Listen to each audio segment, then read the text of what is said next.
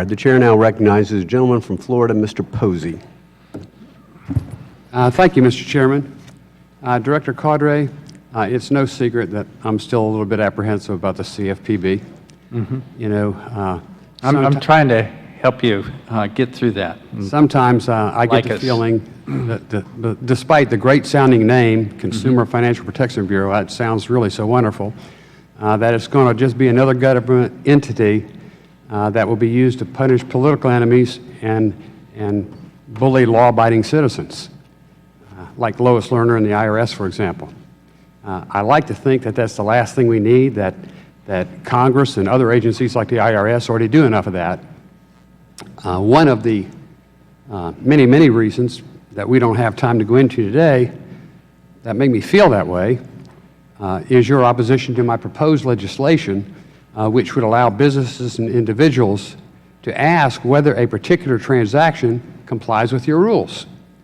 Otherwise, they might be left playing a guessing game as to how the CFPB might act or react to what they are doing or not doing. Do you think it's important for the Bureau to communicate with the companies they regulate? We do all the time. Good. All the time. Is that a yes? Yes. Okay. Do you think it's important that businesses understand the regulations you enforce on them? Yes or no? We try very hard to make that happen, yes. Okay. Do you think the CFPB has a role in helping companies understand and comply with the regulations that you implement? I think we've been by far the most active regulator ever in doing that, yes. Thank you. Do you think consumers fare better when more businesses understand how to comply with your regulations?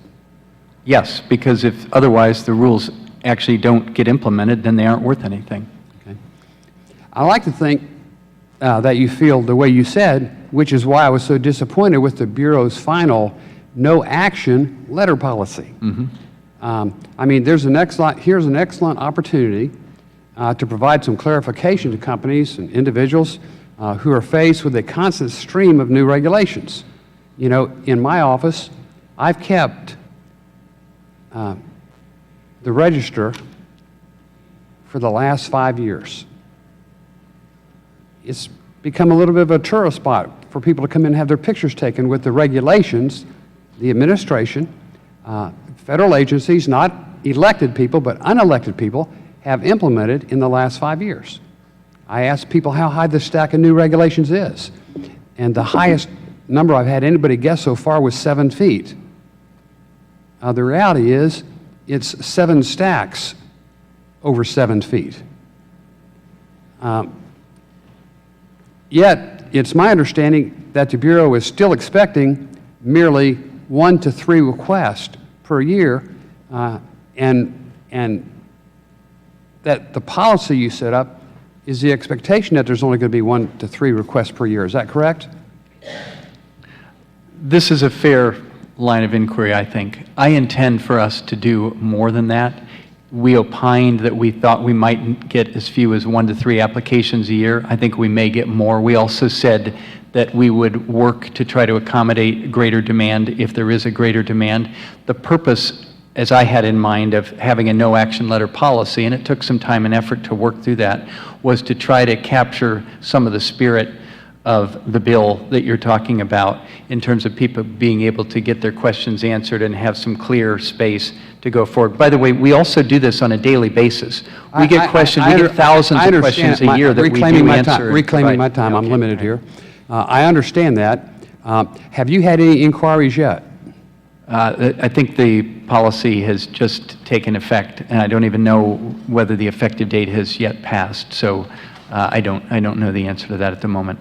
We'd be glad to keep your staff informed if that's. You know, if resources were taken off the table, you know, if money wasn't an issue for the CFPB, which it's not, would you then have any objection to making the no letters policy more expansive? Actually, money is an issue for us. We have a hard budget cap set by Congress that we have to comply with. So we always have to think about how we're allocating resources to different things, and they borrow against each other. We don't have an unlimited budget.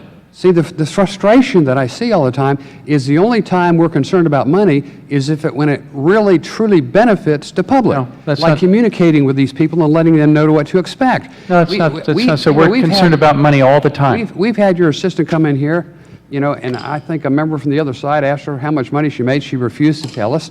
I mean, money never seems to be a problem, No, except when it's trying to help the public. It's not true. It's not Thank true. you, Money is Mr. an Wright. issue I for us yield. all the time, and helping the public. is Time an of the issue for us all gentleman the time. has expired.